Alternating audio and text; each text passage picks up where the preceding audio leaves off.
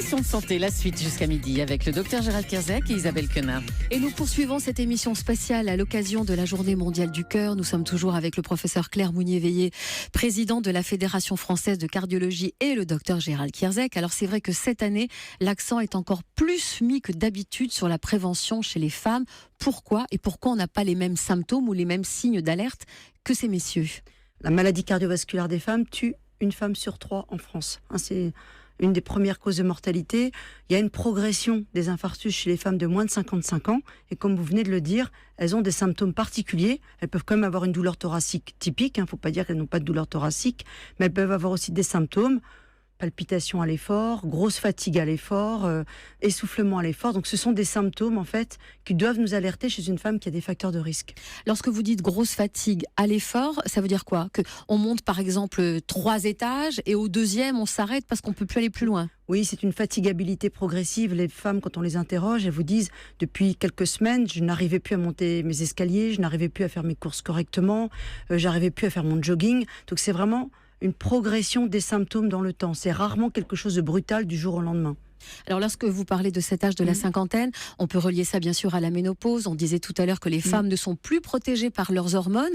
Pour autant, celles qui ont un traitement substitutif hormonal, est-ce qu'elles sont mieux loties que les autres? Ça c'est la bonne question. Déjà, c'est la périménopause. On dit inférieure à 55 ans. Donc effectivement, ça va augmenter. Ce qui est dangereux, c'est un mauvais terme. Au moment de la périménopause, c'est-à-dire la période où les règles commencent à s'espacer, c'est là que les femmes prennent du poids si elles ne font pas attention à leur hygiène de vie. Et cette période-là va faire le lit ensuite des plaques d'athérome pour le moment où elles n'auront plus du tout leurs règles.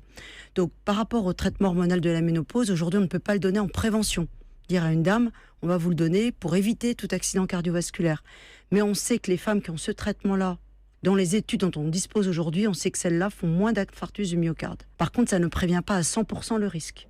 D'où on ne donne pas le traitement pour une prévention. Une fois qu'on a posé le diagnostic, est-ce que les femmes sont aussi bien soignées que les hommes? Eh bien non. Il y a un phénomène du genre, c'est-à-dire qu'une femme va sortir avec une ordonnance moins complète qu'un homme. Elle va pas forcément avoir l'augmentation nécessaire des médicaments, alors que ces médicaments sont aussi efficaces chez les hommes que chez les femmes. Et quand on propose à une femme d'aller réentraîner son muscle cardiaque parce qu'elle a fait un infarctus, eh bien les femmes, on leur propose moins souvent la réadaptation et parfois elles ne souhaitent pas non plus y aller. Parce qu'il y a le mari, les enfants, il y a toute la vie qui va avec. Il y a toute la vie qui va avec. Elle culpabilise d'aller en réadaptation. 3921, le standard d'Europe 1. La première à nous rejoindre au standard, c'est Colette. Bonjour Colette. Bonjour. Bonjour. Vous avez une voix toute guillerette, Colette. Quelle est votre question? Eh bien, je voulais savoir si vraiment les médicaments sont indispensables. Parce que moi, j'ai été reconnue il y a une vingtaine d'années avec une fuite aortique.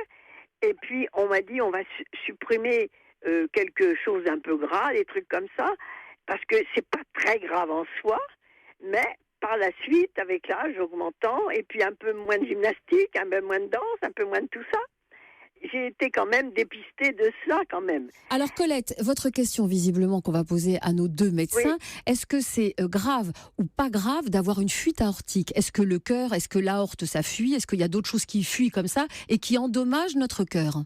Alors, non, il faut surveiller une fuite aortique, c'est les petites portes du cœur, qui normalement c'est 3 petites valves en nid d'hirondelle, qui normalement se ferment pour que le cœur puisse éjecter le sang. Quand les portes fuient, ces valves cardiaques, eh bien, il faut le surveiller régulièrement avec une échographie. Ça dépend de l'intensité de la fuite ou pas, mais en général, c'est une échographie 1 fois par an, et surtout, on fait des soins dentaires pour éviter... Pourquoi on fait des soins dentaires? Pour éviter qu'il y ait une infection qui se mette sur ces valves cardiaques. Car quand on a une fuite aortique, elles sont plus sensibles aux germes. Et donc on veut prévenir ce qu'on appelle l'endocardite, l'infection des petites valves cardiaques. Et ça n'arrive que par les dents ou ça peut arriver par n'importe quelle autre contamination de bactéries? Toute contamination bactérienne peut aller se nicher, se loger sur les valves. Voilà pourquoi quand vous faites opérer de l'appendicite, d'un doigt, du pied, de ce que vous voulez, on vous donne une antibioprophylaxie. On vous donne des antibiotiques pour éviter justement que les bactéries ne se mettent sur les valves. 3921, merci pour votre appel Colette. On va enchaîner tout de suite avec une question qui est arrivée sur la page Facebook de Questions de santé. Elle nous est posée par Jean. Alors ça j'aime bien parce que c'est vrai que bon, il faut raison garder, mais quand même, la bedaine a-t-elle une influence sur la santé cardiaque? J'ai entendu dire que c'était mauvais d'avoir une petite bouée, pourtant ma femme adore. Qu'est-ce qu'on lui dit à Jean? Qui peut garder sa bouée en faisant attention un peu quand même? Il ne faut pas que la bouée grossisse, quoi. Tant que c'est une petite bouée, un petit bidon, bon, c'est pas très grave, mais on sait que ce qu'on appelle la bedaine, ça augmente le risque cardiovasculaire. Pourquoi ? Parce que c'est le reflet, la graisse qui est à l'extérieur, c'est le reflet de ce qu'il y a à l'intérieur en termes de graisse, notamment la graisse viscérale, autour des viscères, autour du tube digestif et autour du cœur. Bien sûr que si. Ça veut dire que quand on a la taille enrobée, il faut imaginer que c'est comme un iceberg, il y en a autant à l'intérieur ? Exactement, et en particulier sur le cœur, en tout cas c'est le reflet, ça serait même un facteur de risque supérieur à l'obésité. Donc ça veut dire quoi ? Ça veut dire que même si votre poids et votre indice de masse corporelle, je vous rappelle c'est le poids sur la taille au carré, même s'il est normal, même s'il est dans les normes et que vous avez de la bedaine, eh bien ce tour de hanche il est hyper important et ce tour de ventre est hyper important. Et la limite c'est 94 cm chez les hommes et 80 cm chez les femmes. Allez, à vos doubles décimètres, ou mètres même. Là, vous nous laissez complètement couates. C'est aussi important du coup chez les femmes que chez les hommes, le surpoids ou la graisse ? C'est même plus méchant chez les femmes que chez les hommes. Pourquoi, Claire ?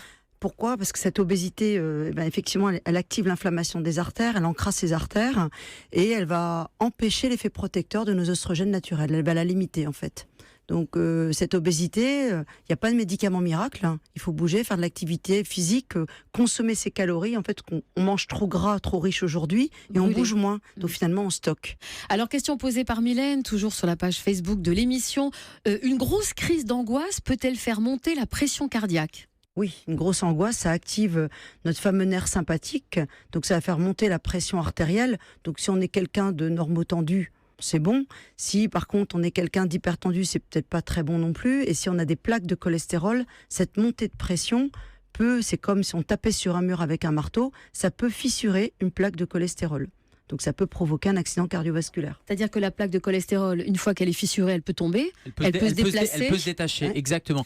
Dernière question pour vous, Claire. Est-ce que la plomberie, puisqu'on a vraiment l'impression que tout ce qui est la chirurgie des maladies cardiovasculaires, c'est de la plomberie, est-ce que les plombiers, ça marche aussi bien sur les femmes que sur les hommes ? Est-ce que les triples pontages, tout ça, ça se fait... Non, oui, non plus. Donc ça marche, mais non, je vais modérer ce que je dis. Ça marche très bien, mais ça peut plus facilement se resténoser. Un pontage chez une femme peut se resténoser. Un stent coronaire peut plus facilement se reboucher chez une femme, parce qu'on a des artères plus petites. C'est plus compliqué, des lésions plus complexes. Donc la revascularisation en soi, elle est plus compliquée à faire. Et effectivement, ça nécessite une vigilance plus attentive. Pourquoi est-ce qu'on a mis autant de temps à s'en rendre compte ? Parce qu'au début, c'est vrai qu'il y a 30 ans, les femmes n'étaient pas aussi malades du cœur et des artères qu'aujourd'hui. C'est vraiment notre hygiène de vie qui nous a rattrapés.